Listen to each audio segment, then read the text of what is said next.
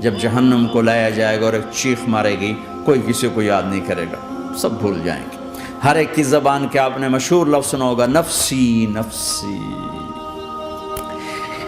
جب جہنم آئے گی تو ایک چیخ مارے گی اور کئی بلین فرشتے اس کو پکڑ کے لا رہے ہوں گے، اور وہ ان کے ہاتھوں سے نکل رہی ہوگی، اور اس کی آگ کے شعلے اور اس کا دھواں اور اس کی چیخ اور اس کی آواز۔ تو جب وہ قریب آئے گی تو اس کے آواز پر سارے مرد عورت زمین پر گریں گے اور سب کہیں گے، یا رب نفسی نفسی، یا رب نفسی نفسی، یا رب نفسی نفسی، یا اللہ میری جان، میری جان، ماں نہیں، ابا نہیں، بیوی نہیں، بچے نہیں، بھائی نہیں، میری جان۔ چلو میں تو آپ عام لوگ ہیں، انبیاء نبی کہیں گے یا اللہ میری جان، ابراہیم خلیل جیسے کہیں گے یا اللہ میں کسی کا سوال نہیں کرتا، باپ کا بھی نہیں کرتا، میری جان۔ اور عیسیٰ علیہ السلام جیسی ہستی کہیں گے یا اللہ میں اپنی ماں مریم کا بھی سوال نہیں کرتا، میری جان، میری جان۔ عیسیٰ علیہ السلام سے لے کر آدم علیہ السلام تک نفسی نفسی، نوح علیہ السلام نفسی نفسی، یحییٰ زکریا باپ بیٹا ہیں لیکن نفسی نفسی، سلیمان داؤد باپ بیٹا ہیں لیکن نفسی نفسی، یوسف یعقوب باپ بیٹا ہیں لیکن نفسی نفسی، یعقوب و اسحاق باپ بیٹا ہیں لیکن نفسی نفسی، اسحاق ابراہیم باپ بیٹا ہیں لیکن نفسی نفسی، اسماعیل ابراہیم باپ بیٹا ہیں لیکن نفسی نفسی۔ یہ نبیوں کا حال ہے، میرا کیا حال ہوگا؟ لیکن اسی ہنگامے میں جب ہر مرد عورت کہے گا نفسی نفسی، ایک آواز ابھرے گی، امتی امتی، ایک آواز آئے گی، امتی امتی، ایک دکھ بھری، ایک درد بھری آواز آئے گی، امتی امتی۔ سننے والے حیران ہوں گے، یہ کون ہے؟ یہ کون ہے جو اپنے آپ کو نہیں مانگ رہا، اپنی امت کو مانگ رہا ہے؟ یہ کون ہے؟ جب آواز کی طرف نظریں لگیں گی، یہ تو محمد الرسول اللہ ہے، جھولی پھیلی ہوئی ہے، ہاتھ اٹھے ہوئے ہیں، اے رب میری امت۔ کون سی امت ساری زندگی شراب بیچتے رہے؟ کون سی امت ساری زندگی ڈرگز بیچتے رہے؟ کون سی امت ساری زندگی زنا کرتے رہے؟ کون سی امت ساری زندگی ظلم و ستم کے پہاڑ توڑتے رہے؟ ساری زندگی جوا کھیلتے رہے؟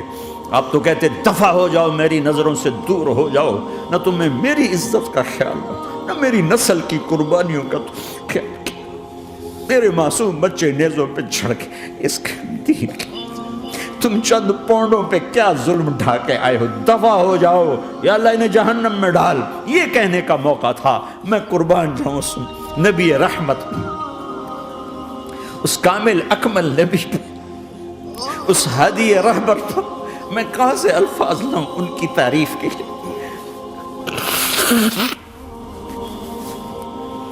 دو ہستیوں کا حق نہیں ادا کیا جا سکتا، ایک اللہ، ایک اللہ کا رسول۔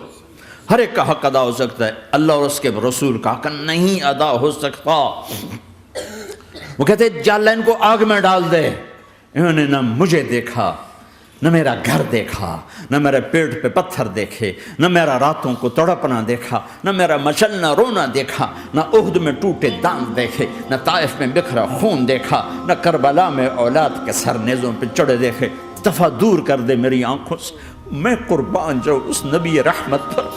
کہہ رہے ہیں یا اللہ میری امت، یا اللہ میری امت، یا اللہ میری امت، یا اللہ میری امت، نہ یہاں بھلایا نہ وہاں بھلایا۔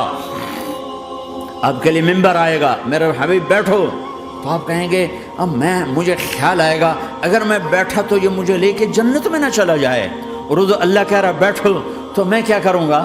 میں خود زمین پہ کھڑا رہوں گا، ممبر پہ ہاتھ رکھ دوں گا کہ اللہ تیری مان لی، میں ہاتھ رکھا ہوا ہے، لیکن میں بیٹھوں گا نہیں کہ میں اپنی امت کا آخری حساب کروا کے ہی جاؤں گا، ایسے نہیں جاؤں گا۔ آؤ بھائی، ہمارا نیا سال ہمارا سال تو محرم سے شروع ہوتا ہے، ویسے تو جنوری بھی اللہ کا، محرم بھی اللہ کا، سورج اللہ نے بنایا تو جنوری فروری بھی اللہ کا، اور چاند اللہ نے بنایا تو محرم ربیع الاول بھی اللہ تعالیٰ کا، دونوں ہی اللہ کے ہیں، کسی نے یہ لے لیا کسی نے وہ لے لیا۔ ہم نے چونکہ چاند کا کیلنڈر بنایا تو ہمارا تو اب سال شروع ہو رہا ہے، ہمارا تو نیو ایئر اب ہے، ہمارا نیو ایئر رونے سے شروع ہوتا ہے۔ کیسا اللہ نے نظام بنایا، کسی اور مہینے میں یہ واقعہ ہو جاتا، نہیں سال کے شروع میں یہ واقعہ رکھا ہے کہ ہر ایک کو پتہ چلے کہ ہاں نیا سال خوشی منانے کے لیے نہیں ہوتا، نیا سال آخرت کی تیاری کے لیے ہوتا ہے کہ ایک سال چلا گیا، ایک سال اور زندگی سے نکل گیا، اور بھی جلدی سے اللہ کو راضی کرنے کا کوئی کام کرنے کو، توبہ کرنے کو، اللہ کو راضی کر لیں۔